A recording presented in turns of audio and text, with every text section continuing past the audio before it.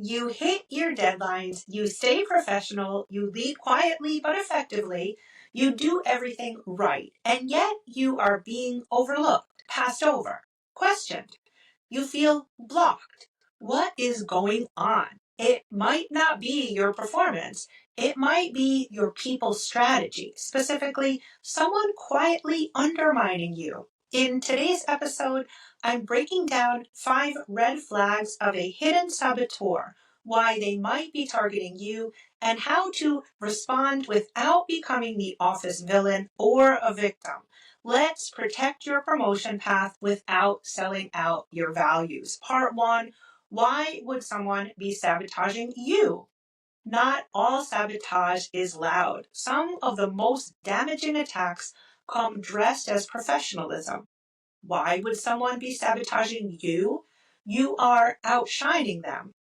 You're being considered for opportunities they want. Your calm threatens their chaos. You represent change they fear. You are new and they didn't choose you. Saboteurs often feel they are protecting their position, not attacking yours, but your career gets caught in the crossfire. Let's get into how to spot them. Red flag number 1. You're excluded from key conversations. Meetings happen, decisions get made, you find out later, if at all. For example, you're leading a project, but a meeting about that project happens and no one tells you. How to respond? Stay calm and factual. I just heard there was a meeting about the rollout. I'd love to be looped in so I can contribute moving forward. Then follow up with a concise summary email to reassert presence. An FAQ. What if they say it was just a quick meeting and not a big deal? That's a deflection. Watch for patterns. One exclusion, maybe. Multiple, that's intentional. Log it and start rebuilding strategic visibility. Question, should I go to my manager about being excluded? Only if it's recurring, and always frame it around contribution, not complaint. For example, I want to make sure I'm in the loop so I can deliver at the highest level. Red flag number 2, your work gets repackaged by others. You bring up an idea, it's ignored until someone else says it later and they get praise. For example, you propose a new system in Monday's meeting. By Friday, it's in a deck under someone else's name. How to respond. Don't get defensive. Redirect credit back gently. That's a great refinement of the framework I shared earlier this week. Let's build on it. You're reminding the room and subtly holding the line on ownership. FAQ, what if the person doing this is my peer or even my boss? Document your ideas early. Follow meetings with recap emails. Quiet paper trails build reputational equity over time. Isn't that petty to call it out? Not if you're respectful and strategic. You're protecting your work, not attacking a person. Red flag number 3, praise in private, criticism in public. A classic tactic of subtle sabotage. They say nice thing in one-on-ones, then drop a big in front of leadership. Example, Jamal did great, though he still struggles with consistency. You've delivered every project on time. How to respond? That's helpful feedback. My last 3 projects were early, so I'd love clarity on what consistency looks like moving forward. Neutral tone, confident data. Let their exaggeration stand out. Here's an FAQ. Should I confront them afterward? Only if it's part of a pattern. Ask for a private check-in. You mentioned consistency concerns. Can we align on what that looks like so I can course correct if needed? What if they backpedal or gaslight? That's a confirmation.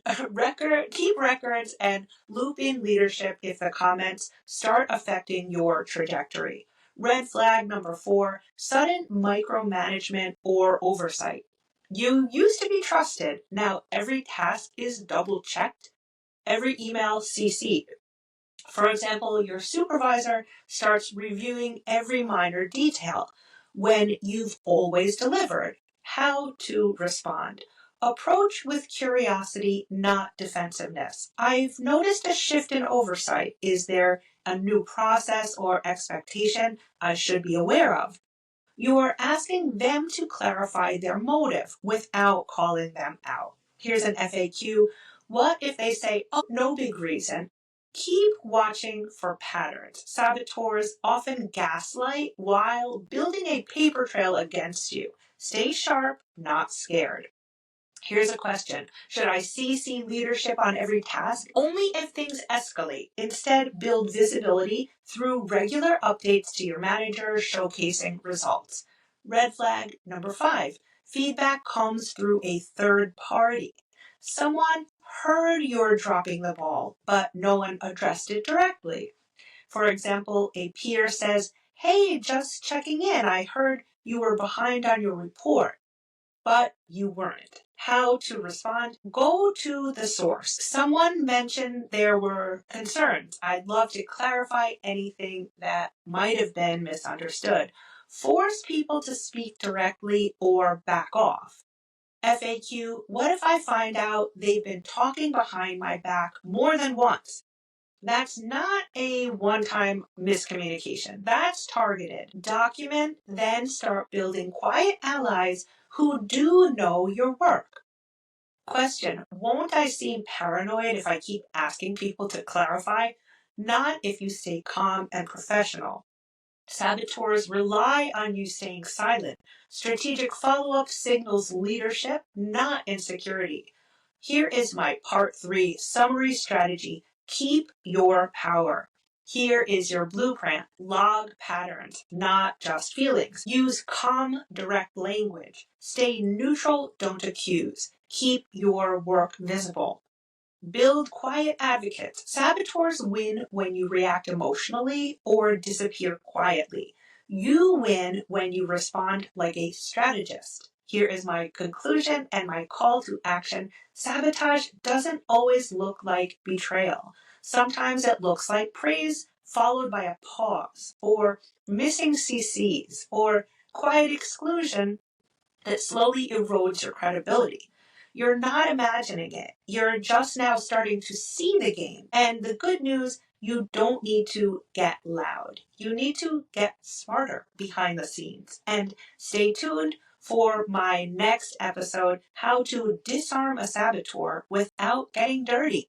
Because we don't fight fire with fire, we fight it with facts, focus, and flawless communication.